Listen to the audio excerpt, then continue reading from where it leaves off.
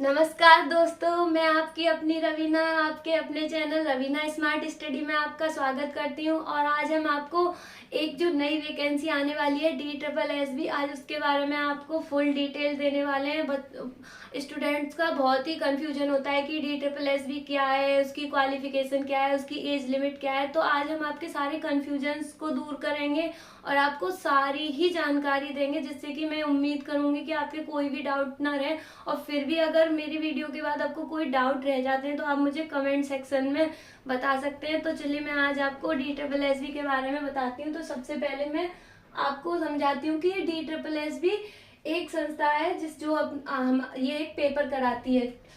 DSSB के नाम से एक संस्था है जो टीचिंग के एग्जाम कराती है, और ये एक राज्य स्तर की वैकेंसी। आप ये याद रखिए कि ये केंद्र सरकार की वैकेंसी नहीं है, ये एक राज्य स्तर की वैकेंसी है जो DSSB कराती है। इसमें बहुत सारे पद होते हैं, लेकिन अब ये पूरा मिला के एक ही मर्ज करके कराए जाते हैं। तो इसमें कुछ वैकेंसी आने वाली है, लगभग 16,000 के समथिंग, जिसमें 1,000 कुछ समथिंग PRT की आने वाली है, 10,000 के समथिंग TGT की आने वाली है। इसी प्रकार से मिला के PGT को भी मिला के 16,000 के समथिंग कुछ पद आ रहे हैं, जिसमें नर्सरी की भी आएंगी।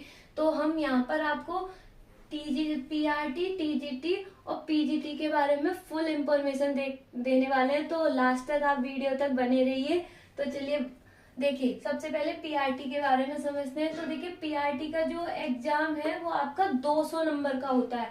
अब 200 नंबर के आपके दो पेपर होते हैं।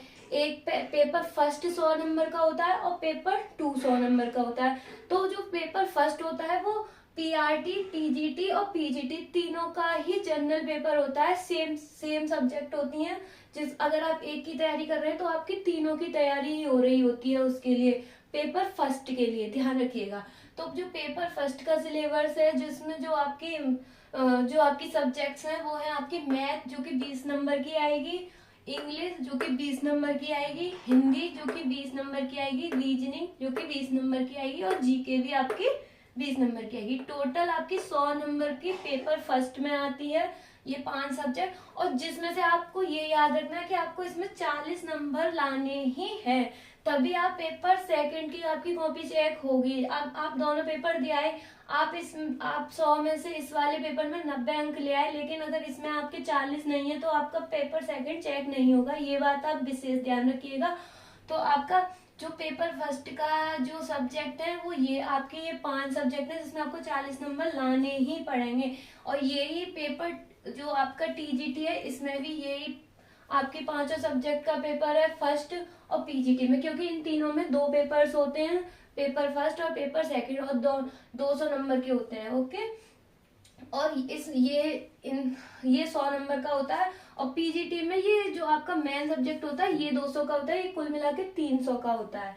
ठीक है, तो ये तो आपको समझ में आया कि पेपर फर्स्ट में कौन कौन सी सब्जेक्ट हैं। अब देखिए, PRT की जो पेपर 2 होता है उसमें आपके होता है टीचिंग एप्टीट्यूड, जिसमें कि आप टीचिंग एप्टीट्यूड में आपकी CDP भी आ जाती है, पेडागोजी भी आ जाती है।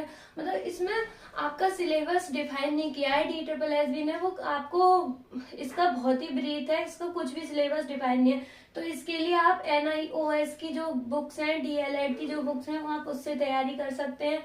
और आप अपनी अपनी जो DLED की बुक है और NCERT की बुक है उनसे भी तैयारी कर सकते हैं। और देखिए, इसका जो क्वालिफिकेशन होती है, डिप्लोमा होना चाहिए आपका।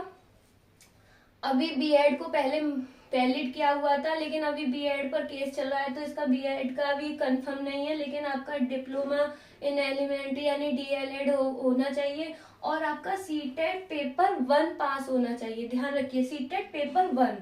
ठीक है। और इसकी जो एज लिमिट है वो आपकी 30 ईयर्स है। जो मैक्सिमम एज लिमिट है आपकी 30, यानी आप इस पेपर तक आप 30 साल तक इसे भर सकते हैं, 30 साल। और इसकी जो OBC और SC की कुछ साल का रिलैक्सेशन होता है, जैसे 5 साल का रिलैक्सेशन होता है, 35 साल वो लास्ट एज होती है। लेकिन जो दिल्ली का सर्टिफिकेट, जिनके पास OBC और SC का सर्टिफिकेट है, जो दिल्ली के OBC और SC है, सिर्फ उन्हीं को ही एज का रिलैक्सेशन होता है।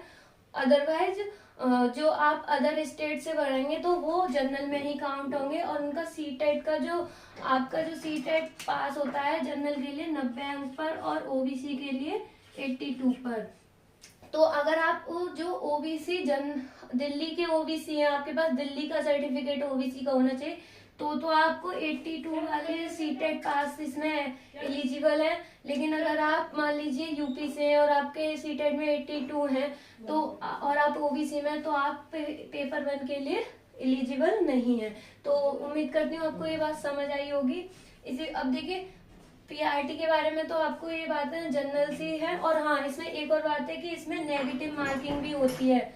नेगेटिव मार्किंग होती है इसमें 0.25 की।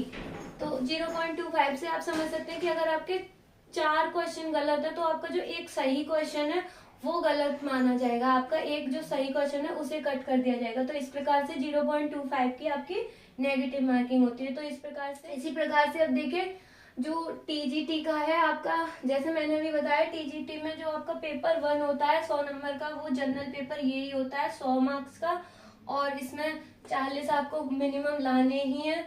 और लेकिन जो सेकंड पेपर जो होता है वो आपकी किस मेन सब्जेक्ट का होता है। जैसे अगर आप ग्रेजुएशन में मैथ लिए हैं तो आप जो मैथ का किए हैं वो मैथ, मतलब आपने ग्रेजुएशन मैथ से किया है तो आपका मेन सब्जेक्ट क्या है, आपका मैथ का ही उसका पेपर होगा। उसका जो आपकी जो मेन मैथ का जो सिलेबस होता है 6 से लेके 12th तक की एनसीईआरटी आप उसके लिए पढ़ सकते हो। और मतलब इसमें जो होता है आप ये समझिए कि जो 6 to 8 होता है उसका 20% आता है सिलेबस एग्जाम में, और जो 9th से 12th तक होता है वो आता है आपका 60%। सबसे ज्यादा इम्पोर्टेंट ये पढ़ना आपको होता है।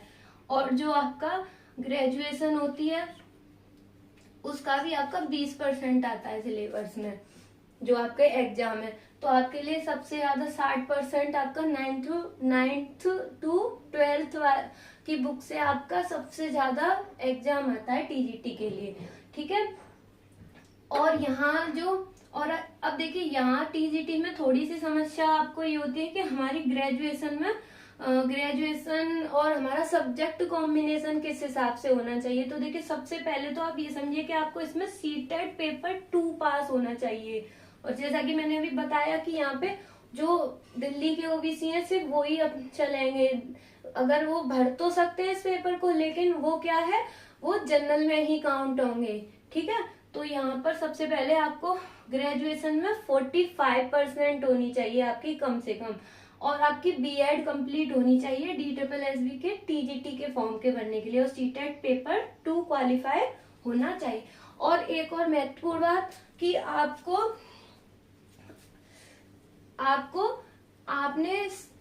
आपको हिंदी पढ़ी हुई होनी चाहिए। मतलब कहने का कि आप या तो 8 तक हिंदी पढ़े हुए होने चाहिए, लेकिन अगर आप 8 तक भी हिंदी नहीं पढ़े हुए, जैसे किसी और बोर्ड से पढ़े हुए हैं, तो कम से कम आपके पास 9th या 12th में एक सब्जेक्ट हिंदी एक सब्जेक्ट के रूप में तो होनी ही चाहिए, यानी कि आप हिंदी जरूर पढ़े हुए होने चाहिए, हिंदी भाषा। तो आपको तब आप टीजीटी में अप्लाई कर सकते हैं। और यहाँ पर जो होती है वुमेन्स के लिए जो एज है, यहाँ पर जो एज है वो 29 साल ही है, जो एज है इसकी 30 साल है। लेकिन यहाँ पर जो महिलाएं हैं उनको 10 साल का रिलैक्सेशन होता है, 10 साल की छूट होती है, तो उनकी एज यहाँ पर 40 साल तक हो जाती है, यानी वो 10 साल और फॉर्म भर सकते हैं, उनकी 10 साल की और छूट होती है, ठीक है। आपको टीजीटी के बारे में भी समझ आया होगा। और एससी और एसटी के लिए छूट होती है, और पीडब्ल्यू के लिए भी छूट होती है, एज के लिए 5 साल और पीडब्ल्यूडी के लिए 10 साल। और अगर आपके एक और बात, अगर आपके ग्रेजुएशन में 40% नहीं है लेकिन आपने पोस्ट ग्रेजुएशन उसी सब्जेक्ट से किया है, तो और जिसमें आपके 45% है, तो आप एलिजिबल हैं टीजीटी के पोस्ट के लिए। ओके, आपको टीजीटी के बारे में समझ में आया होगा। लेकिन अभी कुछ और बातें हम आपको टीजीटी के बारे में बताते हैं। सब्जेक्ट को लेके बहुत डाउट होता है, तो देखिए जैसे कि अब हम आपको सब्जेक्ट के डाउट को क्लियर करते हैं। जैसे आप मानिए आपका मतलब आपके पास है आप ये कुछ सब्जेक्ट्स होती हैं, English, math, natural science, social science, कुछ इनके लिए अप्लाई किया जाता है। तो जैसे मान लीजिए आप यहाँ पर मान लीजिए आपके पास ग्रेजुएशन में इसका मतलब होता है कि आपके पास ग्रेजुएशन में कम से कम वो जो सब्जेक्ट आप अप्लाई करना चाहते हैं, जैसे ग्रेजुएशन 3 साल की होती है तो आपके पास 2 साल वो सब्जेक्ट आपने पढ़ी हुई हो। जैसे मान लीजिए आपने बीएससी किया हुआ है और आपने 2 साल तक उसमें मैथ पढ़ा है और तीसरी साल उसको छोड़ दिया, लेकिन आपने 2 साल उसमें मैथ भरा है, तो आप मैथ के लिए यहाँ एलिजिबल हो, आप मैथ का फॉर्म भर सकते हो। जैसे कि मान लीजिए आपने अब 2 साल और इस इधर आप अगर आपने 3 साल केमिस्ट्री पढ़ी है तो आप वहाँ केमिस्ट्री यानी कि नेचुरल साइंस, जो कि नेचुरल साइंस में आता है, तो आप वहाँ नेचुरल साइंस के लिए भी एलिजिबल हो। और आपने 2 साल मैथ पढ़ी थी तो आप मैथ के लिए भी एलिजिबल हो। तो आपको ये समझ में आ रहा होगा, जैसे नेचुरल साइंस में कुछ सब्जेक्ट हैं, कौन कौन नेचुरल साइंस वाले कौन कौन भर सकता है। जैसे फिजिक्स, जिसके पास 2 साल फिजिक्स रही हो, 2 साल केमिस्ट्री रही हो, 2 साल बायोलॉजी रही हो, 2 साल बॉटनी या जूलॉजी, ये आपने कम से कम ग्रेजुएशन में 2 साल पढ़ी हो, तो वो आप नेचुरल साइंस के लिए अप्लाई कर सकते हैं। अगर आप सोशल साइंस के लिए अप्लाई करना चाहते हैं तो जैसे आपका history, polity, economics, business studies, sociology और जियोग्राफी, साइकोलॉजी, ये आपने कम से कम अपने ग्रेजुएशन में 2 साल पढ़ी हो तो आप इसके लिए एलिजिबल हो। इसी प्रकार से हिंदी, इंग्लिश, मैथ, यानी कहने का मतलब मेरा ये है कि आपने ग्रेजुएशन में कम से कम जो भी सब्जेक्ट आप भरना चाहते हैं वो 2 साल पढ़ी हो। इससे मतलब नहीं है कि आपने उसे आखिरी साल पे छोड़ दिया तो हम नहीं भर सकते। आपने फर्स्ट ईयर सेकेंड ईयर तो पढ़ा था तो आप 2 साल पढ़े थे तो आप आराम से उस सब्जेक्ट को अप्लाई कर सकते हैं। तो उम्मीद करती हूँ आपको सब्जेक्ट कॉम्बिनेशन का डाउट तो क्लियर हुआ होगा। तो ये तो कुछ बातें टीजीटी के बारे में। अब देखिए जो पीजीटी है, इसमें जो पीजीटी का भी जो फर्स्ट पेपर है वो तो यही सेम है, आपको यही देना है। आपको 5 सब्जेक्ट का जो आपका कॉम्बिनेशन वाला पेपर है ये आपको 100 नंबर का देना है, जिसमें से आपको 40 नंबर लाने हैं और जिसमें नेगेटिव मार्किंग 0.25 की है। और इसकी भी जो एज लिमिट है वो 30 ईयर है। इसमें वुमेन्स को छूट नहीं मिली, इसमें लड़की और लड़के दोनों की ही मैक्सिमम एज 30 ईयर है। और ओबीसी और एससी को, पीडब्ल्यू को जो अलग से छूट मिलती है वो है। और इसमें जो आपका मेन सब्जेक्ट का जो पेपर होता है वो 200 नंबर का होता है। यहाँ पर कितने का होता है? 100 नंबर का। तो आप जो भी आपकी मेन सब्जेक्ट होगी वो आपकी 2 सब्जेक्ट से। और हाँ, यहाँ पर आपको सीटेट का पेपर पास करना जरूरी नहीं होता, बस आपको जो आपने जिस सब्जेक्ट से ग्रेजुएशन की है और आपने जैसे मान लीजिए आप ग्रेजुएशन में आपके पास पीसीएम था यानी फिजिक्स, केमिस्ट्री, मैथ, और आपने एमएससी मैथ से किया तो आप यहाँ पर पोस्ट ग्रेजुएशन में मैथ के लिए अप्लाई करेंगे। जो आप पीजीटी के लिए अप्लाई करेंगे वो आप मैथ के लिए अप्लाई करेंगे। ओके, तो उम्मीद करती हूँ आपको ये सारी चीजें समझ में आई होगी। पीआरटी के लिए भी आपको समझ में आया होगा, टीजीटी के लिए भी समझ में आया होगा, पीजीटी के लिए भी समझ में आया होगा। तो ये मेरी छोटी सी वीडियो थी, तो आपको समझ में आया होगा कि कैसे पीजीटी का और कैसे पीआरटी का और कैसे टीजीटी का सब्जेक्ट कॉम्बिनेशन होता है, कैसे हमें अप्लाई करना, हमारी एज लिमिट के बारे में। और अगर आशा करती हूँ आपको ये वीडियो अच्छी लगी होगी। अगर आपको अच्छी लगी है वीडियो तो प्लीज़ लाइक कीजिए, सब्सक्राइब कीजिए और बेल आइकन को प्रेस करना ना भूलिए और शेयर भी कीजिए। Thank you. वंदे मातरम।